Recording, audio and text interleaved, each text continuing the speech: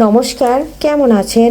আমি পাপড়ি আপনাদের মাঝে চলে আসলাম পাপড়ি কিচেন অ্যান্ড ব্লগ থেকে। এখানে নিয়েছি কিছুটা লাল শাক, নিয়েছি কিছুটা তেলাকসুর পাতা, আর আপনারা কি নামে পরিচিত নিয়েছি পালং শাক। এখানে 3-4 রকমের শাক আছে, এটা দিয়ে শেয়ার করব। এটা দিয়ে আমি আজকে কিছুটা পকোড়া বানিয়ে নেব। তবে এখন আমি এটা ছোট ছোট করে কেটে নিচ্ছি।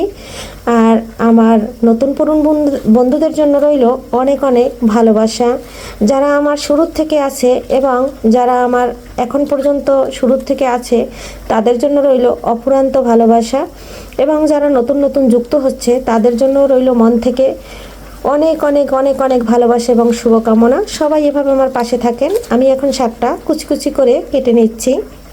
শাকটা খুব সুন্দর কুচি কুচি করে কেটে নিয়েছি। এর মধ্যে দিয়েছি মরিচ কুচি, দিয়ে দিচ্ছি রসুন থেতো করে, দিয়ে দিচ্ছি 1 মুঠো পেঁয়াজ, দিয়ে দিচ্ছি একটু হলুদ, এখানে দিয়ে দিচ্ছি একটু জিরার গুঁড়া, সব কিছু শেষে দিয়ে দিচ্ছি লবণ। সব কিছু দিয়ে এখন একটু মেখে নিচ্ছি। শাকের থেকে যে জলটা বের হবে সেই জলের ভিতরে দিয়ে দেব চালের গুঁড়া, কারণ একটু মেখে নিচ্ছি, দেখি কতটা পরিমাণে আমার চালের গুঁড়াটা লাগে। আর এই পকোড়াটা খেতে হবে একদম মুচমুচে। বাচ্চারা কিন্তু শাক খেতে চায় না এবং সবজি খেতে চায় না। আপনারা বিভিন্ন ধরনের সবজি দিয়ে, এরকম বিভিন্ন ধরনের শাক দিয়ে এভাবে যদি পকোড়া তৈরি করে দেন, বাচ্চারা খুব মজা করে খাবে। আর পুষ্টিগুণে অনেক পুষ্টিগুণ পাবে প্রচুর পরিমাণে, কারণ আমরা সবাই জানি শাকে কিন্তু প্রচুর ফাইবার আছে। আর শাকের কিন্তু গুণগত মানের অভাব নেই, আমরা কম বেশি সবাই জানি। তাই আমি শাকটা খুব সুন্দর করে মেখে নিয়েছি, অতটা জল বের হয় নাই। এখন এখানে পরিমাণ মতো চালের গুঁড়া দিয়ে দিচ্ছি। আপনারা চাইলে এখানে বেসনও ব্যবহার করতে পারেন। আমি কিন্তু এখানে আতপ চালের গুঁড়া দিয়ে দিয়েছি। আর আমি কিন্তু গুঁড়া করে একদম বছরে 5-6 কেজি 10 কেজি গুঁড়া করে একসাথে রেখে দিই, রোদ্রে শুকিয়ে, অনেক সময় ডিপেও রেখে দিই। যখন যেটা লাগে সেটাই ব্যবহার করি। এই যে আমার একদম মাখামাখ হয়ে গেছে, এখানে দিয়ে দেবো এখন ধনেপাতা কুচি। এখানে দিয়ে দিলাম ধনেপাতা কুচি। ধনেপাতাটা অপশনালি, যদি আপনাদের কাছে থাকে দিবেন, না থাকলে নাই, কোনো সমস্যা হবে না। আর এখন আমি খুব সুন্দর করে একটা আঠালো ভাব করে মেখে নিচ্ছি।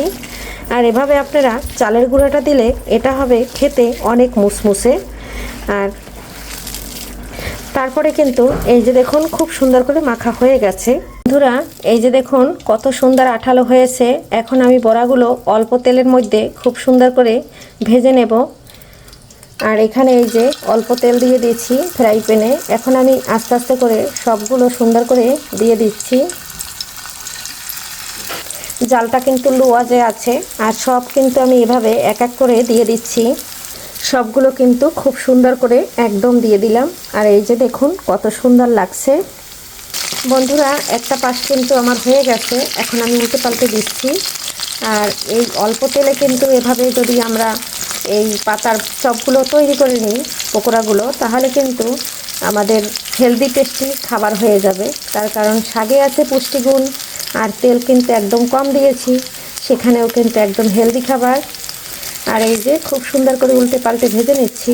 লাল শাক তো অল্প সময়ের ভিতর ভাজা হয়ে যায়, তাই কিন্তু খুব অতি অল্প সময়ের ভিতর নাস্তাটা তৈরি করা যায়। হাতের কাছে যে কোনো শাক থাকলে এভাবে পকোড়া বা চপ বা বড়া যেটাই বলুন তৈরি করে নেওয়া যায়।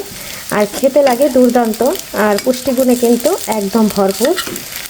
তবে এটা কিন্তু আপনারা রোজার মধ্যে ইফতারের সিয়ারিতেও রাখতে পারেন।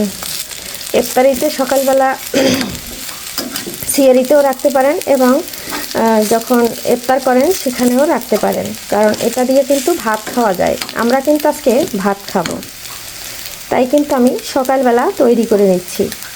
সবগুলো কিন্তু একদম উল্টে পাল্টে দিয়েছি। এখন কিন্তু আর একটা পাশ হইলে তারপরে কিন্তু আবার একটু উল্টে দেব, তারপরে নামিয়ে নেব, কারণ এই শাকের বড়ায় একটু তেল টানে না। এই যে দেখুন বন্ধুরা, তেলটা কিন্তু ছেড়ে দিয়েছে, তেল কিন্তু একটু টানেনি। আর এখানে যদি আমি ময়দা বা বেসন ব্যবহার করতাম তাহলে তেলটা টেনে নিত। তার জন্য কিন্তু আমি এখানে চালের গুঁড়াটা দিয়েছি। চালের গুঁড়া কিন্তু মুসমুসে হতে সাহায্য করে এবং একটু কিন্তু তেল টানে না। আবারও একটু উল্টে দিচ্ছি।